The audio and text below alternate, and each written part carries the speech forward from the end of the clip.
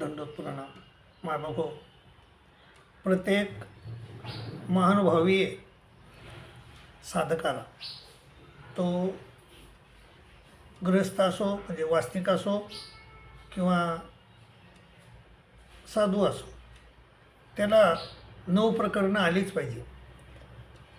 कोणचे आहेत 9 प्रकरणं? ते अन्यावृत्ती, युगधर्म, विद्यामार्ग, संहार, संसरण, आस्तिपरी, निर्वचन, महावाक्य आणि उद्धरण.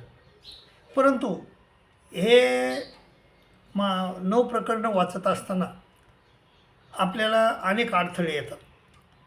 जे कधी आपण शब्द ऐकलेले नाही ते शब्द देखील त्याच्यात आपल्याला वाचायला मिळतात. समजा आपण युगधर्म वाचायला घेतला तर युगधर्मामध्ये काय लिहिलं आहे की 32 लक्ष कृतयुग. कृतयुगी आत्मोपास्ती हा धर्म, भक्ती हा धर्म, धर्मा तो चैतन्य प्राप्तिफळ आणि अधर्म तो खालील युगी जन्म. तर मग हा असं आत्मोपास्ती म्हणजे काय माहीत नाही आपल्याला, संलग्न म्हणजे काय माहीत नाही. आणि हा किती बी म्हणलं तरी बी हे कुठं एकदम एका ठिकाणी हा अभ्यास आपल्याला करायला सापडत नाही. कुठंच आपल्याला असं नाही की जिथं आपल्याला हे म्हणजे 9 प्रकारातले सगळे जे आपल्याला म्हणजे अनाकलनीय गोष्टी येतात, अनाकलनीय शब्द आहेत, ते एकाच ठिकाणी कुठं म्हणजे सापडत नाहीत. मग मी मायबाबा मग तुमच्यासाठी मी एक पुस्तक तयार केलं आहे आणि त्या पुस्तकामध्ये त्या सगळ्याच गोष्टी एका ठिकाणी केल्यात. तर त्या पुस्तकाला ब्रह्मविद्येचे गमक असं नाव दिले. तर ते ब्रह्मविद्येचं गमक तर मायबाबा मी तुम्हाला 2, 3, 4 खंडामधून व्हिडिओमधून 2, 3, 4 व्हिडिओमधून मी समजून देतो. ते समजून घ्या. आणि यामध्ये मी 1 ते 20 पानं लिहिले. हे 1 ते 20 पानं आहे. सूत्रपाठाचा म्हणजे 9 प्रकरणाचा अभ्यास कसा करायचा, तर हे 20 पानं येतं. हे बघा, हे किती पानं? हे 20 पानं आहेत. फक्त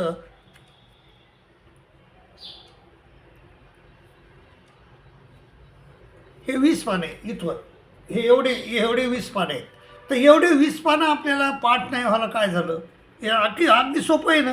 तर हे 20 पानं जर पाठ केली तुम्ही तर तुम्हाला 9 प्रकरणं सहजपणे समजू शकतात. त्यामुळं हे 20 पानं आपण पाठ केली पाहिजे. प्रत्येक साधकानं हे पुस्तक हे घेतलं पाहिजे. पुस्तक आहे फक्त 50 रुपयाचं. आणि हे पुस्तक जर आपण घेतलं आणि त्यातले फक्त 20 पानं अगोदर पाठ करायचे आणि मग 20 पानं पाठ केले की काय लिहिलं आहे बरं मी त्या 20 पानामध्ये?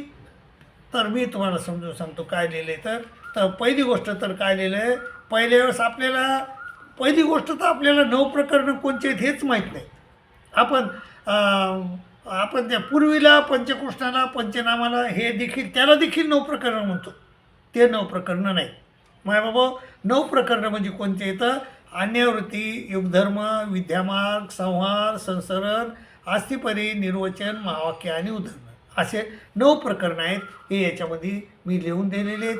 तर हे आपण अगोदर पाठ करायचे. आपल्याला 9 प्रकरणंच माहीत नाही तर पुढचं काय माहीत होणार आहे? त्यामुळं आपल्याला अगोदर 9 प्रकरणं माहीत झाली पाहिजे.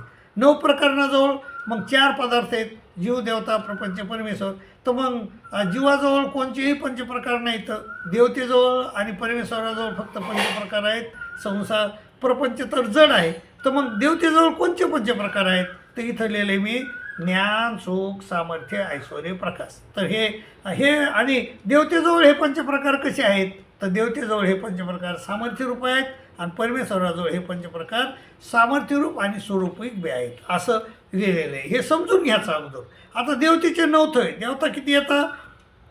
81,6,10,00,000 देवता आहेत आणि त्याचे थवे किती येतं? 9 येतं. मग कोणचे ते थवे आणि कोणत्या थव्यामध्ये किती देवता राहतात हे मी तुम्हाला याच्यामधून समजून सांगितलं. मग कर्मभूमी, अष्टदेवनी, अंतराळ, स्वर्ग, सत्यकाय, सुकुट, क्षीराब्दी, अष्टभैरव, विश्वरूप आणि चैतन्य अशा 9 थवे आहेत. आणि मग कर्मभूमीमध्ये 13 कोटी देवता आहेत, अष्टदेवनीमध्ये 13 कोटी देवता आहेत, अंतराळामध्ये 13 येतात, स्वर्गामध्ये 33 कोटी देवता आहेत, सत्यकाय सुकुटमध्ये 9 कोटी आहेत, क्षीराब्दीमध्ये 6,00,000 आहेत, अष्टभैरवमध्ये 8 येतात, विश्वरूपामध्ये 1 आहे आणि चैतन्यामध्ये 1 आहे. असे 81,6,10,00,000 देवता आहेत. तर तर हे आपल्याला समजलं पाहिजे. तर हे समजलं पाहिजे, आपण हे पाठ केलं पाहिजे. आता सगळे देवता येतात, एवढ्या 81 कोटी 6,10 देवता आहेत. एवढ्या देवतेचे नाव आपल्याला माहीत नाहीत, फक्त 35 देवतेचे नाव माहीत आहेत. ते देवतेचे नाव तुम्हाला मी काढून दिलेले इथं लिहिलेले. तर करभूमीमध्ये फक्त 4 देवता माहीत आहेत आपल्याला, फुली मैराळी हा हो. अष्टदेवनीमध्ये 8 देवता माहीत येतात, देव देवी चिडा चिटूक वीर भौतिक यक्षयक्षिणी. अंतराळामध्ये 6 देवता माहीत येतात, चित्र विचित्र चित्रांगद माधव गणपती सरस्वती. स्वर्गात 3 येतात, इंद्र चंद्र सूर्य. सत्यकाय सुकुटमध्ये 3 देवता माहीत येतात आपल्याला, ब्रह्मा विष्णू महेश. श्रीराब्दमध्ये 1च देवता माहिती सत्यनारायण. अष्टभैरव मात्र 8 माहिती येतात, कराळी विक्राळी उमापती पशुपती सदाशिव ब्रह्मा विष्णू महादेव असे सगळे माहिती येतात आपल्याला. विश्वरूपी 1च देवता आहे विश्वदेवता. चैतन्यामध्ये 1च देवता आहे चैतन्यमाया. असे एकूण 35 देवताचे नाव आपल्याला माहीत आहे. असं मी ह्या पुस्तकात लिहून दिले बाबा तुमच्यासाठी. आणि आता 81 कोटी 6,10 देवता आहेत, तेवढेच त्यांच्या विद्या येतात, तेवढेच विद्या आहेत. तर त्या सगळ्या विद्येचे नाव माहिती आहेत का आपल्याला? नाही. मग आपल्याला फक्त 17 विद्येचे नाव माहिती आहेत. तर ते कोणत्या आहेत विद्या? मग इंद्राची अंकुशमुद्रा, चंद्राची प्रल्हाद विद्या, सूर्याची छायाबिंब, ब्रह्माची शंकरी, विष्णूची शुद्ध, महादेवाची शंभवी, सत्यनारायणची वेदवंती, कराळीनाथ विक्राळी बिंदू, उमापती काळा, पशुपती ज्योती, सदाशिव लो, ब्रह्मा अवस्था, विष्णू आनंद, महादेव आविषू, विश्व समळ शांभव आणि चैतन्य शुद्ध शांभव. अशा 17 देवतेच्या विद्या आपल्याला माहीत येतात. ह्या विद्या आपल्याला पाठ पाहिजेत. आता हे विद्या येतात, तर ह्या विद्याचे गट केले देवानं. तर गट कसे केले? 4 गट केले. आणव मानव शाक्त्या शंभू. आणवमध्ये 72 कोटी देवतेच्या विद्या ठेवल्या. मानवमध्ये 5 आणि 6 म्हणजे 9 कोटी 6,00,000 देवतेच्या विद्या. आणि शाक्त्यामध्ये फक्त 8 विद्या, शांभवामध्ये 2 विद्या. असे 4 गट केले. आणव मानव शाक्त्या शंभू. आणि 1 ते 4 स्थानीच्या देवतेच्या विद्याचं नाव काय आहे? तर शिल्पविद्या आहे. आणि 5 ते 9 स्थानीच्या देवतेच्या विद्येचं नाव काय आहे? तर स्थूळा विद्या किंवा अप्रोक्ष विद्या. हे सगळं मी तुमच्यासाठी लिहून दिलं आहे बाबू. आता पुढं आपल्याला आता संलग्न कसं आहे, कोण आहे संलग्न, हे माहीत होण्यासाठी मी इथं तुम्हाला स्पष्ट करून दिलं आहे की ही जे वर्तुळ आहे, ही वर्तुळ म्हणजे माया आहे, चैतन्य माया आहे. आणि चैतन्य माया हिरव्या रंगाची आहे. आणि तिच्या तिच्या शरीरावर एक काळा ठिपका आहे, त्याला तम असे म्हणतात. आणि सगळे जीव त्या तमात पडलेले असतात. म्हणजे मायाच्या स्वरूपाचे 2 विभाग आहेत, एक हरित माया आणि तम माया. हे बरोबर तुम्हाला मी इथं समजून दिलं, लिहून दिले मायबाभाऊ. आणि ह्या सर्व जीव कुठं असतात पडलेले? तमात पडलेले असतात. आणि माया जीवाला परमेश्वर प्रवृत्तीने तमातून बाहेर काढते. आणि काढते वेळेस आपल्या स्वरूपीचे हजारो अंश विभागातून प्रत्येक जीवाला एक चिटविते. त्याला संलग्न असे म्हणतात. ही संलग्नाची व्याख्या आहे. म्हणजे आपल्याला संलग्न समजला. संलग्नाला नाव किती येतं? संलग्नाला 5 नाव आहेत. कोणचे येतं? संलग्न, चैतन्यमायाचा अंश, चैतन्य, विदेह आणि आत्मा असे 5 नावं संलग्नाला आहेत. आता राहिले परमेश्वर. परमेश्वरच्या स्वरूपाचे देखील 2 विभाग आहेत, एक ईश्वर आणि ब्रह्म. तर ज्याला अहेतुक भूतभजन घडलं त्याला ब्रह्माची म्हणजे मोक्षाची प्राप्ती होते. आणि ज्याला अहेतुक पूर्वभजन घडलं त्याला ईश्वर म्हणजे चैतन्य कैवल्याची प्राप्ती होते. असं याच्यामध्ये मी तुम्हाला लिहून दिलेले आहे. बाबा हे आपल्याला पाठ झालं पाहिजे. आता युग किती येतं? 4 युग आहेत. कृत, त्रेत, द्वापार, कली. कृत किती वर्ष चालतो? 32 लक्ष वर्ष. त्रेत 16 लक्ष, द्वापार 8, कलियुग 4. असं हे इथं लिहून दिलं मी तुम्हाला. तर आता आपल्याला युग धर्मामध्ये आत्मोपासनी म्हणजे काय, भक्ती म्हणजे काय, याग म्हणजे काय, तीर्थ म्हणजे काय हे माहीत नाही. ही इथं मी लिहून दिलं आहे बघा. तर आत्मोपासनी म्हणजे संलग्नाची उपासना, बस एवढीच व्याख्या आहे. भक्ती म्हणजे काय? आई वडील गुरु मोठ्या भावाची सेवा. याग म्हणजे काय? यज्ञ करणे. तीर्थ म्हणजे काय? ज्या तळ्यात नदीत देवता विग्रह किडला त्याला पाण्याला तीर्थ असे म्हणतात. क्षेत्र म्हणजे काय? देवताची मंदिर. व्रत म्हणजे काय? उपवास करणे. दान म्हणजे काय? दान देणे. तीर्थ 3 आहेत बाय. एक लोणारला तीर्थ आहे, पैठणला आहे आणि वाराणसीला. तर लोणारला विष्णू देवतेचा विग्रह केलेला आहे, पैठणला ब्रह्मदेवाचा विग्रह केलेला आहे, वाराणसीला महादेवाचा विग्रह आहे. हे तुमच्या माहितीसाठी सगळं लिहून तुमच्या पुढं सादर केलेलं आहे मायबापू. आता युगाचे धर्म. आता कृतयुगामध्ये कोणचा धर्म आहे? कृतयुगाचा आत्मोपास्ती आहे. त्रेताचा धर्म कोणचा आहे? भक्ती आहे. द्वापरीचा धर्म कोणचा आहे? याग आहे. कलियुगाचा धर्म कोणता आहे? तीर्थक्षेत्र वस्त्रदान आहे. आता या 4 युगाचे अधर्म. तर कृतयुगाचा अधर्म कोणचा आहे? भक्ती. त्रेताचा अधर्म याग. द्वापरीचा अधर्म तीर्थक्षेत्र वस्त्रदान आणि कलियुगाचा अधर्म हिंसा. असं हे सगळं तुम्हाला या पुस्तकात मी लिहून दिलं आहे तुम्हाला. आता बघा 4 नित्यपदार्थ कोणते आहेत? देव, देवता, प्रपंच, परमेश्वर.